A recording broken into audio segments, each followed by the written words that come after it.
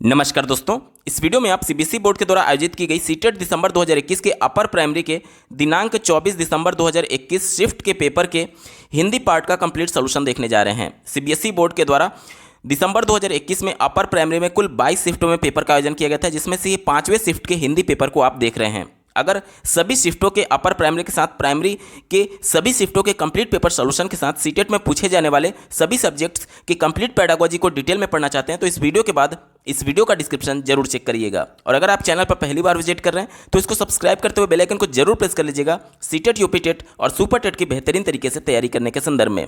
चलिए दोस्तों, आज के इस महत्वपूर्ण वीडियो को शुरू करते हैं।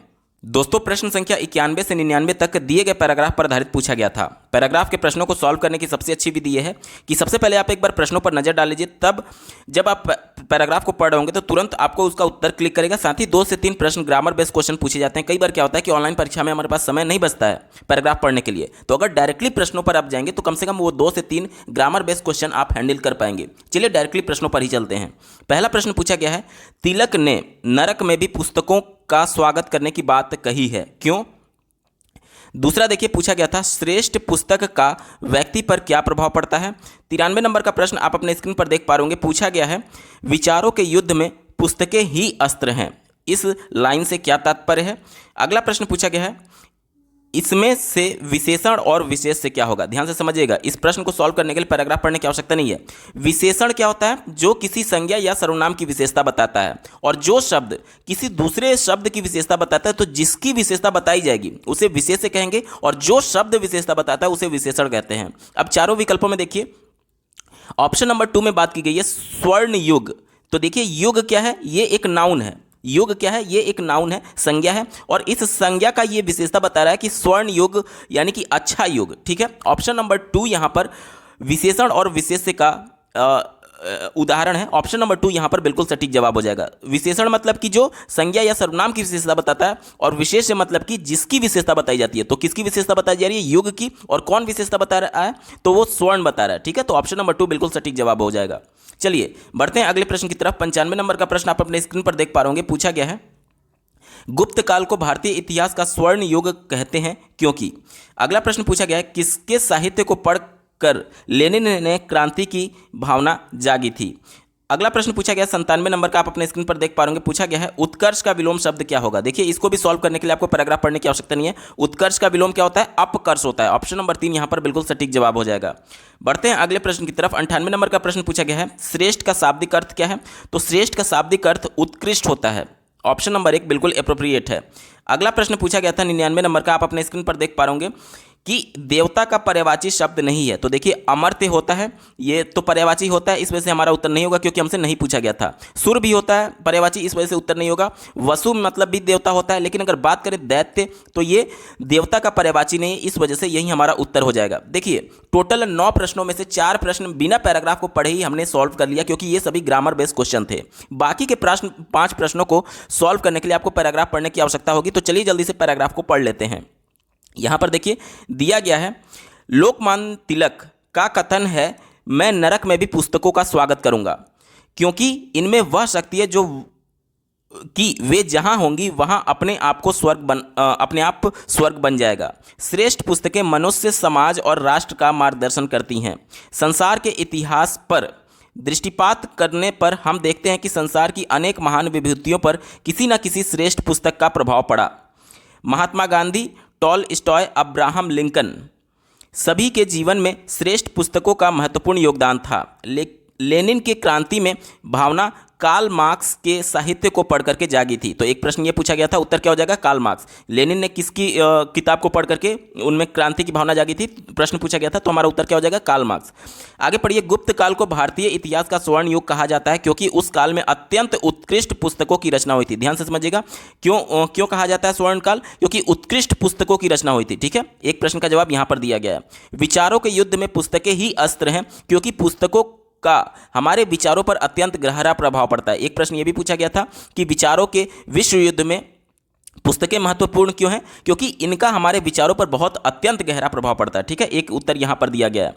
आगे पढ़िए, श्रेष्ठ पुस्तकों के विचार ही समाज की काया पलट कर देते हैं। श्रेष्ठ पुस्तकें मनुष्य की सात्विक वृत्तियों को जागृत करते हैं। एक प्रश्न यहाँ पर भी पूछा गया था कि श्रेष्ठ बुक की क्या विशेषता है, तो ये मनुष्य की सात्विक वृत्तियों को जागृत करते हैं। आगे देखिए, तथा उसे असत्य से सत्य की ओर, अंधकार से प्रकाश की ओर लेकर के चलते हैं। चलिए, ये हमने पूरा पैराग्राफ को पढ़ लिया। अब इस पर आधारित जो प्रश्न है उसको हम लोग देख लेते हैं। पहला प्रश्न पूछा गया है, तिलक ने नरक में भी पुस्तकों का स्वागत करने की बात कही है। क्यों? क्योंकि पुस्तकें जो होती हैं वो प्रतिकूल को अनुकूल करने की क्षमता रखती है। ठीक है, ऑप्शन नंबर 3 यहाँ पर बिल्कुल एप्रोप्रिएट जवाब हो जाएगा। 92 नंबर का प्रश्न पूछा गया है, श्रेष्ठ व्यक्ति का व्यक्तित्व पर क्या प्रभाव पड़ता है। तो देखिए, अभी लास्ट पैरा में मैंने आपको दिखाया था सात्विक वृत्तियां जागृत हो जाती हैं। ऑप्शन नंबर 2 बिल्कुल एप्रोप्रिएट जवाब होगा। ठीक है, चलिए 93 नंबर का प्रश्न आप देख पा रहे होंगे, पूछा गया था, विचारों के युद्ध में पुस्तकें ही अस्त्र हैं, ऐसा क्यों कहा गया है। तो देखिए, पुस्तकें सही मार्ग दिखाती हैं, पैराग्राफ में मेंशन किया गया था, इस वजह से ऑप्शन नंबर 1 यहां पर बिल्कुल सटीक जवाब हो जाएगा। 94 नंबर का प्रश्न हमने पहले ही देख लिया था, विशेषण और विशेष्य वाला, ऑप्शन नंबर 2 स्वर्ण युग इसका बिल्कुल सही जवाब था। 95 नंबर का प्रश्न आप अपने स्क्रीन पर देख पा रहे होंगे, पूछा गया है कि गुप्त काल को भारतीय इतिहास का स्वर्ण युग कहते हैं, क्यों। तो यहाँ पर देखिए, पैराग्राफ में मैंने आपको अंडरलाइन करके दिखाया था, यहाँ पर उत्कृष्ट पुस्तकों की रचना हुई थी इस काल में, इसलिए इसे स्वर्ण युग कहा जाता है। देखिए, पहले विकल्प और दूसरे विकल्प में केवल उत्कृष्ट की जगह पर अनेक लिखा हुआ है, तो यही सब मेन पॉइंट्स को पकड़ना होता है पैराग्राफ में। देखिए, दोनों विकल्प बिल्कुल समान है, केवल उत्कृष्ट और अनेक में इंटरचेंज किया गया है, बाकी पूरी समान है दोनों लाइन। ठीक है, तो आपको ध्यान देना होगा कि उत्कृष्ट पुस्तक की बात की गई थी पैराग्राफ में, तो इस वजह से ऑप्शन नंबर 2 हमारा सही जवाब हो जाएगा। बढ़ते हैं अगले प्रश्न की तरफ। पूछा गया था 96 नंबर का कि किसके साहित्य को पढ़ करके लेनिन में क्रांति की भावना जागी थी। तो पैराग्राफ में हमने देखा था कि कार्ल मार्क्स की पुस्तक को। ठीक है, तो ऑप्शन नंबर 4 यहां पर बिल्कुल सटीक जवाब हो जाएगा। ठीक है, चलिए अब इसके बाद के जो 3 प्रश्न थे 97, 98 और 99, ये पहले ही हमने देख लिया है, तो ये पूरा सही तरीका होता है पैराग्राफ के प्रश्नों को सॉल्व करने का। दोस्तों, प्रश्न संख्या 100 से 105 तक दिए गए कविता पर आधारित पूछा गया था। इसके भी प्रश्नों को डायरेक्टली हम लोग देखेंगे और उसके बाद से कविता को पढ़ करके उसका उत्तर ढूंढने की कोशिश करेंगे। पहला प्रश्न आप अपने स्क्रीन पर देख पा रहे होंगे, हे जननी कहकर कवि ने किसे संबोधित किया है। बढ़ेंगे 101 नंबर के प्रश्न पर, आप स्क्रीन पर देख पा रहे होंगे, तू ही योग भोग सब है, रेखांकित शब्द में कौन सा समास है। देखिए, यहां पर भी ये प्रश्न को आपको कविता पढ़ने की आवश्यकता नहीं है, ग्रामर बेस्ड क्वेश्चन है। देखिए, योग और भोग दोनों पद प्रधान है और बीच में योजक चिन्ह लगा हुआ है। अगर दोनों पद प्रधान होते हैं, प्रथम पद और उत्तर पद दोनों पद प्रधान होते हैं और बीच में योजक चिन्ह लगा रहता है, तो इसे हम लोग द्वंद्व समास कहते हैं। विकल्प नंबर 2 यहां पर बिल्कुल एप्रोप्रिएट जवाब हो जाएगा। ठीक है, चलिए बढ़ते हैं अगले प्रश्न की तरफ। 102 नंबर का प्रश्न आप अपने स्क्रीन पर देख पा रहे होंगे, पूछा गया है, अन्नपूर्णा का शाब्दिक अर्थ क्या होगा। ठीक है, और इस पर आधारित जो अगला प्रश्न है 103 नंबर का, आप देख पा रहे होंगे, कविता में कवि ने रज का एक एक कण किससे बढ़कर के बताया है। और इस पर आधारित जो अगला प्रश्न है 104 नंबर का, आप अपने स्क्रीन पर देख पा रहे होंगे, पूछा गया है, कवि के अनुसार स्वर्ग सिंहासन से भी सुंदर क्या है। और इस पर आधारित अंतिम प्रश्न है, उपयुक्त कविता में कवि क्या सिखाना चाहता है। तो चलिए अब डायरेक्टली हम लोग कविता पर चलते हैं और कविता को पढ़ करके उत्तर ढूंढेंगे। दिया गया है, अंतःकरण कहे, हे जननी मैं तेरा तू मेरी, मेरे लेखे ज्ञान ध्यान तू, तू रत्नों की ढेरी, तेरी धूल स्वर्ग सिंहासन से भी मुझे सुंदर है। तो प्रश्न में पूछा गया था कि क्या स्वर्ग सिंहासन से सुंदर है, तो धूल। ठीक है, तेरी रज रज का एक ही कण हीरे से भी बढ़कर है। एक प्रश्न यह भी पूछा गया था कि रज का एक एक कण किससे बढ़कर के है, तो ये हीरे से बढ़कर के है। ठीक है, चलिए, तू ही धर्म कर्म जप तप व्रत, तू ही योग भोग सब है, अपनी ही ममता माता दे हम लोगों को आज सिखा, शक्ति रूप से आकर आगे अन्नपूर्णा रूप दिखा। तो ये पूरा कविता हो गया। अब इस पर आधारित प्रश्नों को जल्दी जल्दी देख लेते हैं। पहला प्रश्न पूछा गया था, हे जननी कह करके कवि ने किसको संबोधित किया है। तो इसका उत्तर हो जाएगा मातृभूमि को। ठीक है, ऑप्शन नंबर 2 मातृभूमि इसका बिल्कुल सटीक जवाब हो जाएगा। 101 नंबर का प्रश्न हमने पहले ही देख लिया, द्वंद्व समास था। 102 नंबर का प्रश्न पूछा गया था, आप स्क्रीन पर देख पा रहे होंगे कि अन्नपूर्णा का शाब्दिक अर्थ क्या होगा। तो इसका सही अर्थ हो जाएगा धान्य की अधिध्राष्टी, धान्य की अधिष्ठात्री। ऑप्शन नंबर 1 बिल्कुल सटीक जवाब हो जाएगा। ठीक है, चलिए 102 नंबर का प्रश्न पूछा गया था, कविता में कवि ने रज का एक एक कण किससे बढ़कर के बताया है। तो अभी हमने देखा कि हीरे से बढ़कर के बताया। ऑप्शन नंबर 4 यहां पर बिल्कुल सटीक जवाब हो जाएगा। ठीक है, चलिए 104 नंबर का प्रश्न आप अपने स्क्रीन पर देख पा रहे होंगे, पूछा गया था, कवि के अनुसार स्वर्ग सिंहासन से भी सुंदर क्या है। तो यहां पर आप देख सकते हैं धूल की बात की गई थी, यानी कि जन्मभूमि की धूल। विकल्प नंबर 2 यहां पर बिल्कुल एप्रोप्रिएट जवाब हो जाएगा। इस पैराग्राफ पर आधारित जो अंतिम प्रश्न पूछा गया था, उपयुक्त कविता में कवि क्या सिखाना चाहता है, तो कवि जो है वो ममता सिखाना चाहता है। ठीक है, ऑप्शन नंबर 4 ममता यहां पर बिल्कुल एप्रोप्रिएट जवाब है। अगला प्रश्न पूछा गया है, अधिगम का कौन सा सिद्धांत कहता है कि विकास का स्रोत व्यक्ति की बजाय परिवेश में है। तो एनसीएफ 2005 और राष्ट्रीय शिक्षा नीति 2020 दोनों बच्चों के परिवेश से जोड़ करके बताने की बात करता है। परिवेश क्या होता है? बच्चे का समाज, बच्चा अपने आसपास जो कुछ भी देख रहा है वो चीज़ उसका परिवेश माना जाएगा। ठीक है, यानी कि बच्चे का प्राथमिक समाजीकरण उसका परिवार हो गया, और परिवार यानी उसके आस पड़ोस के लोग ये समाज के यानी परिवेश उसके माने जाएंगे। यानी कि देखिए ऑप्शन नंबर 4 में दिया गया है सामाजिक रचनावाद, यानी कि लेव वाइगोत्स्की ने यह कहा था कि बच्चे सामाजिक तौर पर अंतःक्रिया करके ही अपने ज्ञान की रचना करते हैं। तो यही बात हमसे पूछा गया है, तो ऑप्शन नंबर 4 यहां पर बिल्कुल सटीक जवाब हो जाएगा। अगला प्रश्न पूछा गया है, निम्नलिखित में से कौन सा भाषा के संबंध में सत्य है। भाषा के बारे में पूछा गया है। चलिए पहले विकल्प से शुरुआत करेंगे। कहा जा रहा है कि भाषा एक वैज्ञानिक व्यवस्था है। देखिए वर्णों के बारे में जो देवनागरी लिपि है, उनके जो वर्ण व्यवस्था है उसको पूरी तरीके से वैज्ञानिक माना जाता है, इसलिए ये विकल्प पॉजिटिव है, लेकिन संकुचित है। क्यों? क्योंकि हमसे पूरी भाषा के बारे में पूछा गया, केवल वर्ण के बारे में नहीं पूछा गया। क्योंकि भाषा केवल वर्णों तक संकुचित नहीं है, ये भाषा के 4 कौशल होते हैं, सुनना, बोलना, पढ़ना, लिखना, और उन सबके बारे में नहीं बताया जा रहा है, इस वजह से ये संकुचित है, इस वजह से मेरा उत्तर नहीं होगा। दूसरा देखिए, भाषा लिखी जाती है जिसका अर्थ होता है। देखिए भाषा यहां पर कहा जा रहा है कि केवल लिखी जाती है। क्या आप भाषा को सुनते नहीं है? क्या आप भाषा को पढ़ते नहीं है? क्या आप भाषा को बोलते नहीं है? बिल्कुल करते हैं। यानी कि केवल भाषा के एक कौशल के पक्ष की बात की जा रही है, इस वजह से यह भी संकुचित था, हमारा उत्तर नहीं होगा। चौथा देखिए, भाषा में संरचनाएं और आकृतियां होती हैं, यानी कि जो हम वर्ण लिखते हैं क, ये सब आकृतियां ही तो हैं। अल्फाबेट लिखते हैं ए, ये सब आकृतियां ही तो हैं। तो ये भी बात बिल्कुल सही है, लेकिन ये थोड़ा सा संकुचित है, क्योंकि भाषा का मतलब सिर्फ यहाँ पर आकृतियाँ या फिर संरचनाएं नहीं है। भाषा को बोला भी जाता है, भाषा को सुना भी जाता है, पढ़ा भी जाता है, ये सब भी किया जाता है। यानी कि ये केवल एक पक्ष की बात कर रहा है, संकुचित है, इस वजह से हमारा उत्तर नहीं होगा।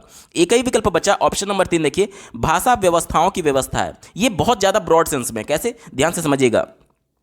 अगर हम लोग यहाँ पर वर्णों की बात करें तो वर्ण एक निश्चित क्रम में व्यवस्थित है, और इस निश्चित क्रम को ही वैज्ञानिक तौर पर वैज्ञानिक व्यवस्था कहा जाता है, देवनागरी लिपि और ये सभी चीज़ों को। इसके अलावा जैसे हम लोग बोल रहे हैं, तो मैं जो भी भाषा का प्रयोग कर रहा हूँ उसका एक निश्चित क्रम है कि हाँ, सबसे पहले सब्जेक्ट आएगा, फिर उसके बाद हेल्पिंग वर्ब आएगा, फिर मेन वर्ब आएगा, फिर ऑब्जेक्ट आएगा। यानी कि संरचना, जो स्ट्रक्चर मैं यूज कर रहा हूँ लैंग्वेज का, वो भी व्यवस्थाओं से घिरा हुआ है, उसकी भी व्यवस्था है।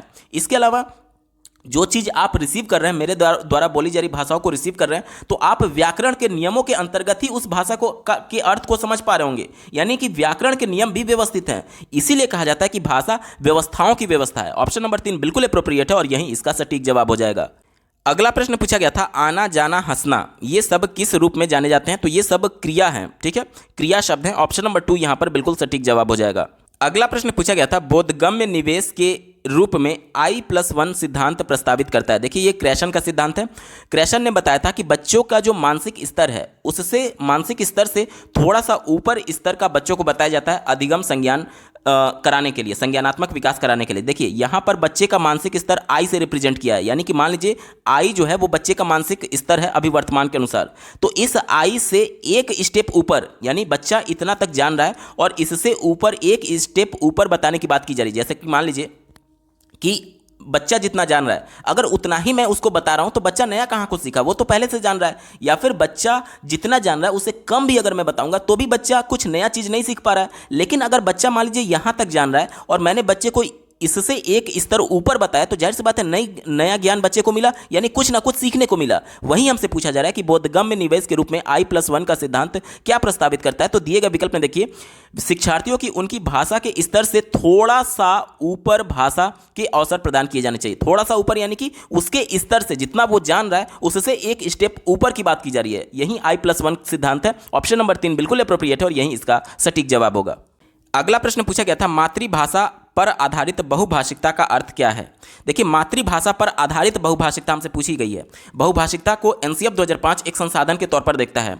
एक विद्यालय में अलग अलग सांस्कृतिक पृष्ठभूमि, अलग अलग भाषा से संबंधित विद्यार्थी हो सकते हैं। हो सकता है कि एक ही कक्षा में पंजाबी बालक उड़िया वाला बालक हो सकता है एक ही विद्यालय में एक ही कक्षा में तमिल, तेलुगु, मलयालम वाला बालक हो सकता है हिंदी बोलने वाला बालक हो।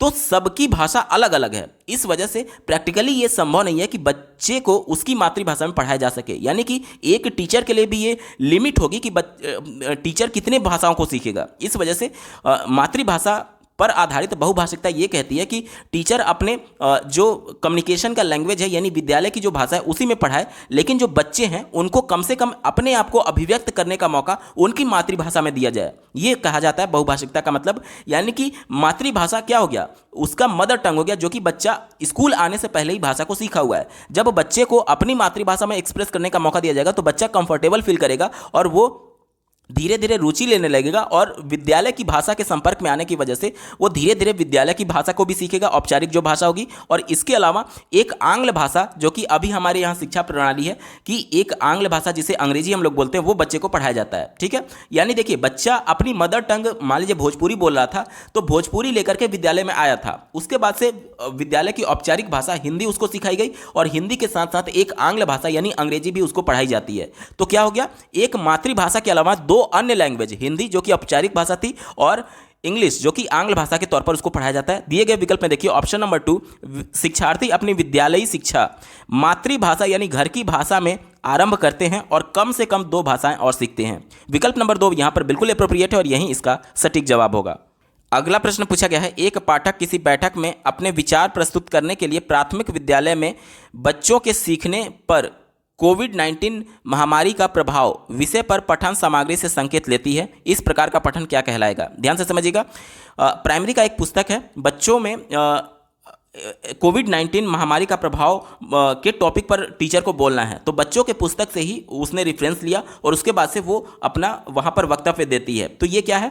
तो उसने क्या था कि जो मेन आइडिया था जो बच्चे के किताब में, उससे मेन आइडिया टीचर ने लिया और उसको आधार बनाते हुए उसने पूरा वहाँ पर भाषण दिया था। तो मेन आइडिया के लिए हम लोग सरसरी तौर पर पढ़ रहे होते हैं, यानी कि तेजी से पढ़ रहे होते हैं। केवल मोटा मोटी उसका थीम क्या है वो समझने की कोशिश करते हैं, सरसरी तौर पर पढ़ना। तो ऑप्शन नंबर 3 यहाँ पर बिल्कुल एप्रोप्रिएट है और यही इसका सटीक जवाब होगा। अगला प्रश्न पूछा गया है, एक श्रोता किसी विचार को सुनते समय मुख्य बिंदु सुनता है, अनुमान लगाता है, निष्कर्ष निकालता है और सारांशीकरण करता है। इन उपयुक्त युक्तियों को क्या कहा जाता है? ध्यान से समझिएगा। पहले जो श्रोता था, जो सुन रहा था, उसने मुख्य बिंदु यानी मेन पॉइंट को सुना, उसके बाद से उस पर आधारित अनुमान लगाया, निष्कर्ष निकाला और उसका पूरा थीम तैयार किया, सारांश तैयार किया। ठीक है, तो इस युक्ति को क्या कहेंगे? ध्यान से समझिएगा। अगर मैं यहाँ पर एक शब्द लिखता हूँ मोटिवेशन यानी कि अभिप्रेरणा। ठीक है, अभिप्रेरणा शब्द मैंने लिखा, तो यहाँ पर मुख्य बिंदु सुनने की बात की जा रही है, तो मुख्य बिंदु हो गया मोटिवेशन।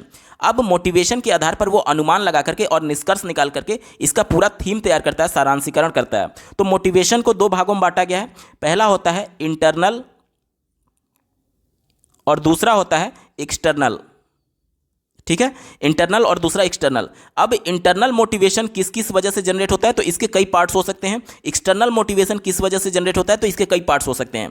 यानी कि एक पॉइंट यहां पर श्रोता ने सुना था, केवल एक मुख्य बिंदु सुना था, उसके आधार पर उसका पूरा एक तरीके से खाका तैयार कर लेना, यह हमसे पूछा जा रहा है कि इस युक्ति को क्या कहा जाएगा। तो देखिए, मेन पॉइंट से चल करके नीचे की तरफ उसके विभिन्न पार्ट्स और विभिन्न अवयवों के बारे में विश्लेषण करना, यह क्या कहा जाएगा? यह अधोमुखी प्रक्रिया, यानी कि ऊपर से नीचे की ओर चला जा रहा है। यहां पर श्रोता को केवल मोटिवेशन शब्द पता था, केवल मोटिवेशन मुख्य बिंदु यानी मेन पॉइंट पता था। इससे मेन पॉइंट से वो विभिन्न प्रकार के अन्य सब पॉइंट्स की रचना कर रहा है। तो ये क्या हो जाएगा? अधोमुखी हो जाएगा, यानी ऊपर से नीचे की ओर। दिए गए विकल्प में देखिए ऑप्शन नंबर 1 अधोमुखी प्रक्रिया इसका बिल्कुल सटीक जवाब है।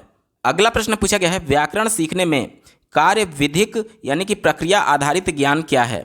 तो दिए गए ऑप्शन में देखिए, व्याकरणिक रूप से किस प्रकार कार्य करते हैं के प्रति समझ बनाना और वैसे ही लागू करना, ये होता है व्याकरण सीखने में कार्यविधिक प्रक्रिया ज्ञान। ठीक है, तो ऑप्शन नंबर 2 बिल्कुल एप्रोप्रिएट और यही इसका सटीक जवाब होगा।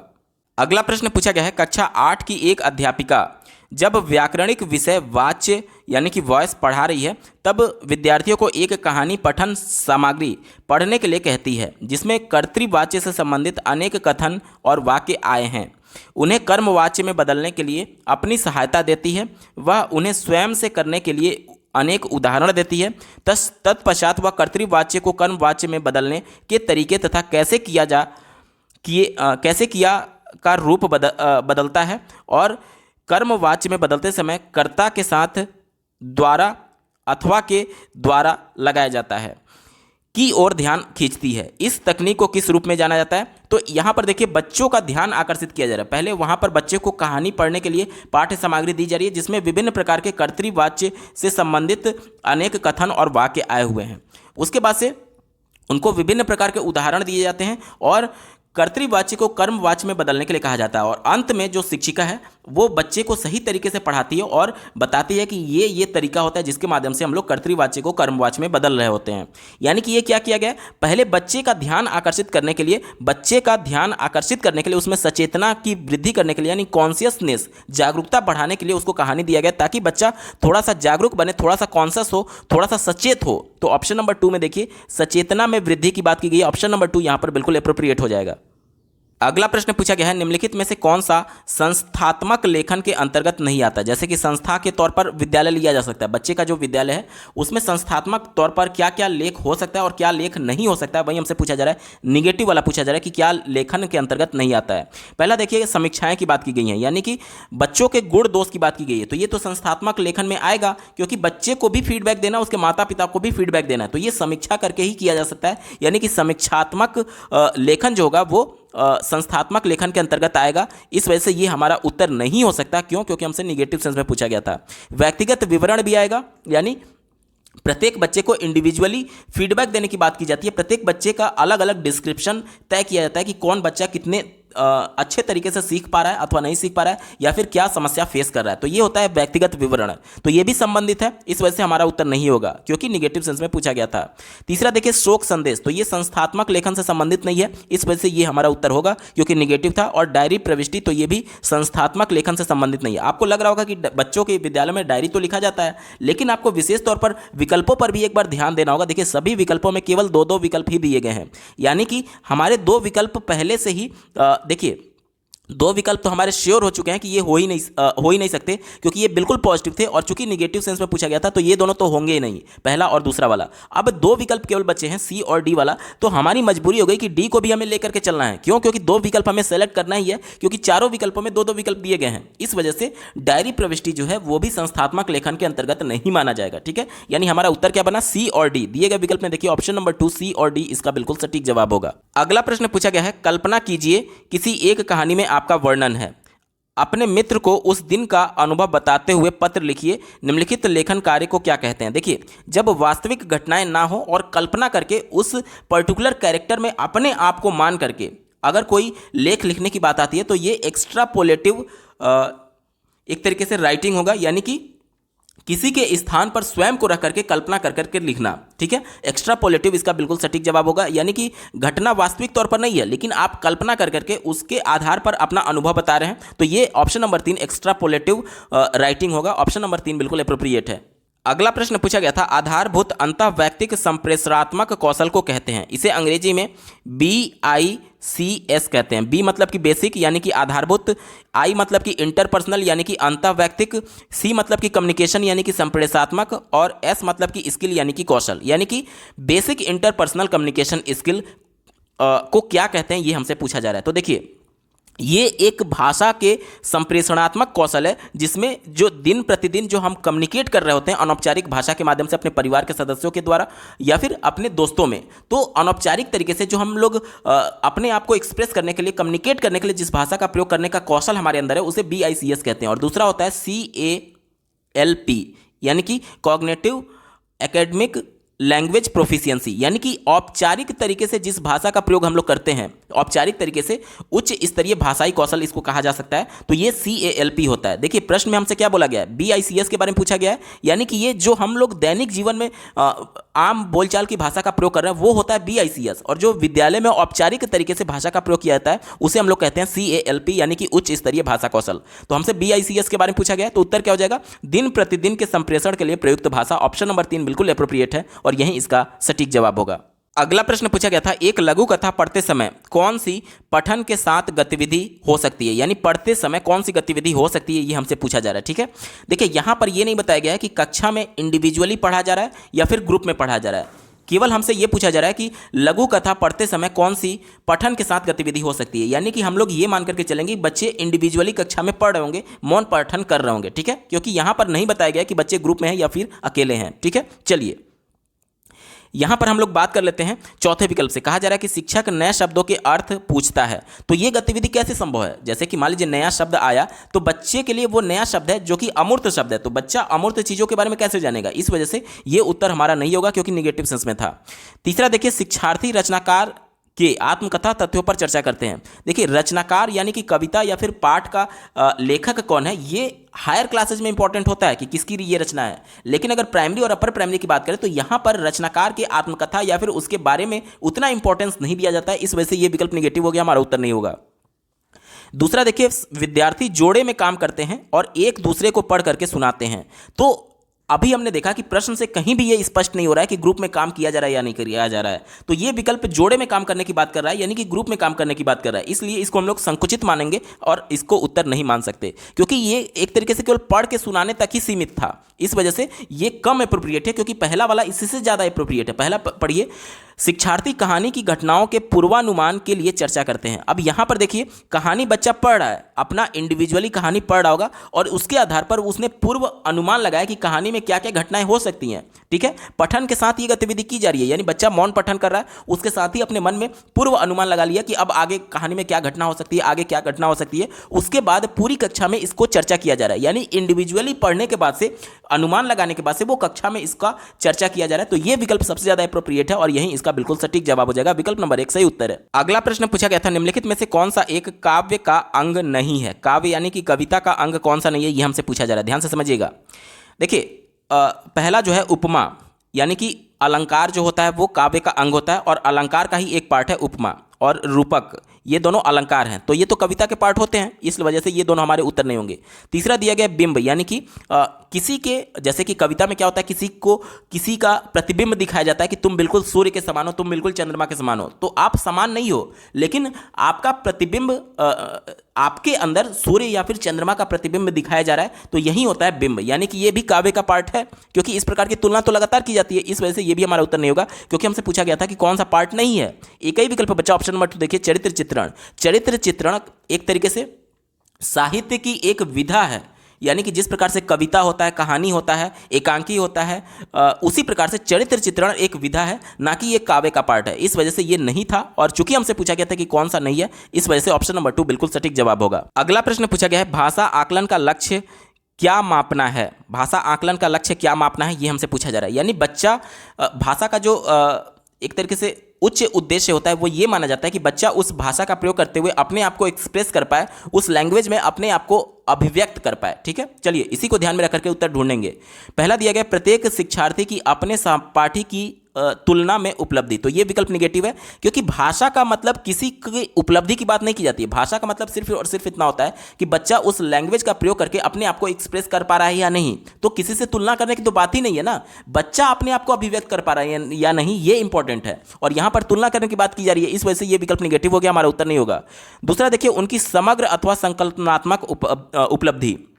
समग्र यानी कि उसका टोटल अचीवमेंट की बात की जा रही है। लैंग्वेज का मतलब, लैंग्वेज का रोल सिर्फ इतना है कि बच्चा अपने आप को अभिव्यक्त कर पाए। अब टोटल उपलब्धि में उसका विज्ञान, सामाजिक विज्ञान, इन सभी में भी उपलब्धियां होंगी ना, तो उन सभी उपलब्धियों को भाषा के आकलन में नहीं लिया जा सकता है, क्योंकि भाषा का आकलन केवल और केवल अपने आप को एक्सप्रेस करने, कितने अच्छे तरीके से बच्चा एक्सप्रेस कर पा रहा है उसके माध्यम से किया जा सकता है। विज्ञान में उसकी क्या उपलब्धि है, गणित में उसकी क्या उपलब्धि है, उससे क्या मतलब है, और ये समग्र कहने का मतलब कि उसका टोटल अचीवमेंट की बात की जा रही है, यानी अन्य विषयों में भी बात की जा रही है, तो ये विकल्प निगेटिव था, इस वजह से हमारा उत्तर नहीं होगा। तीसरा देखिए शिक्षार्थियों की भाषा उपलब्धि, तो ये भी निगेटिव है। कैसे? देखिए उपलब्धि का मतलब ये होता है कि जैसे कक्षा में अगर बच्चा टॉप कर दिया, कक्षा में बच्चा टॉप कर दिया हिंदी के पेपर में, तो हिंदी के पेपर में टॉप किया तो ये उसकी भाषा में उपलब्धि मानी जाएगी। लेकिन अगर वो बच्चा अपने आप को एक्सप्रेस नहीं कर पा रहा है बेहतर तरीके से हिंदी भाषा का प्रयोग करते हुए, तो वो उसका अच्छे तरीके से आकलन नहीं किया जा सकता, क्योंकि भाषा के 4 कौशल होते हैं, सुनना, बोलना, पढ़ना और लिखना। वो परीक्षा में टॉप किया केवल एक कौशल का प्रयोग करके, लिखने के कौशल का प्रयोग करके। बाकी कम्युनिकेट करने में यानी बोलने में वो कैसा है, पढ़ने में कैसा है और अर्थ बोध करने में वो कैसा है, सुनने में कैसा है, ये सभी चीज़ों का यहाँ पर आकलन नहीं हो पाया है। इस वजह से यहाँ पर ये विकल्प निगेटिव है, क्योंकि केवल एक पक्ष की बात कर रहा था, केवल लिखने की बात कर रहा था। ठीक है, इस वजह से हमारा उत्तर नहीं होगा। एक ही विकल्प बचा ऑप्शन नंबर 4। देखिए शिक्षार्थियों की भाषा निपुणता। निपुणता का मतलब अब ये ब्रॉड सेंस में, निपुण मतलब कि भाषा के चारों कौशल में बच्चा कितना ज़्यादा एक तरीके से सीख चुका है या फिर कितना निपुण है चारों कौशल का प्रयोग करने के संदर्भ में। चारों कौशल यानी कि सुनना, बोलना, पढ़ना, लिखना, जिसमें बच्चा अपने आप को इंटरैक्ट कर पा रहा है या नहीं उस भाषा का प्रयोग करते हुए, ये निपुणता के अंतर्गत आता है। ऑप्शन नंबर 4 बिल्कुल अप्रोप्रिएट है और यही इसका बिल्कुल सटीक जवाब हो जाएगा। दोस्तों ये पेपर पूरा सॉल्व हो चुका है। आपको ये वीडियो कैसा लगा कमेंट के माध्यम से जरूर बताइएगा, क्योंकि आपका एक कमेंट मुझे मोटिवेट करेगा ऐसे ही महत्वपूर्ण वीडियो लाने के संदर्भ में। अगर आप सीटेट दिसंबर 2021 के अपर प्राइमरी के साथ प्राइमरी के सभी शिफ्टों के कंप्लीट पेपर सोल्यूशन के अलावा सीटेट में पूछे जाने वाले सभी सब्जेक्ट्स के कंप्लीट पेडागोजी को डिटेल में पढ़ना चाहते हैं, तो इस वीडियो के बाद इस वीडियो का डिस्क्रिप्शन जरूर चेक करिएगा। और अगर आप चैनल पर पहली बार विजिट कर रहे हैं तो इसको सब्सक्राइब करते हुए बेल आइकन को जरूर प्रेस कर लीजिएगा सीटेट, यूपीटेट और सुपर टेट की बेहतरीन तरीके से तैयारी करने के संदर्भ में। इस वीडियो को देखने के लिए आपका बहुत बहुत धन्यवाद। भगवान करे आपका दिन शुभ हो।